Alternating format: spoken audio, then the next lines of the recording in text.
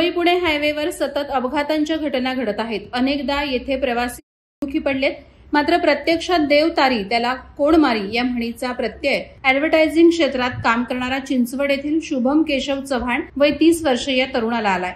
एका मद्यधुंद ट्रेलर चालकानं खोपोली परिसरात स्कॉर्पिओ कारला धडक देत कारचा अक्षरशः चेंदामेंदा केला। मात्र या भयान अपघातातून शुभम आणि त्याचे मित्र थोडक्यात बचावलेत।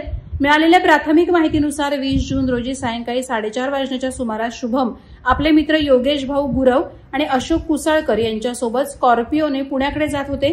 त्याचवेळी खोपोली एक्झिट येथून खोपोली बाजूकडे जाताना ब्रिज खाली भयंकर वेगानं एक ट्रेलर आला आणि त्यानं मागून स्कॉर्पिओला जबरदस्त धडक दिली।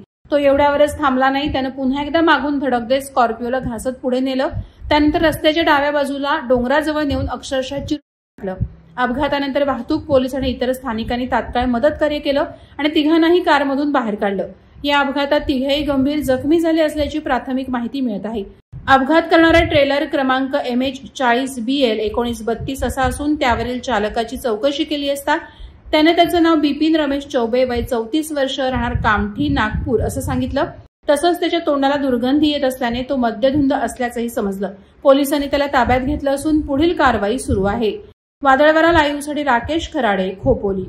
नवी मुंबई व रायगड जिल्ह्यातील ताज्या बातम्या आणि घडामोडींसाठी सबस्क्राईब करा वादळवारा लाईव्ह चॅनल आणि दाबा बेल आयकॉन।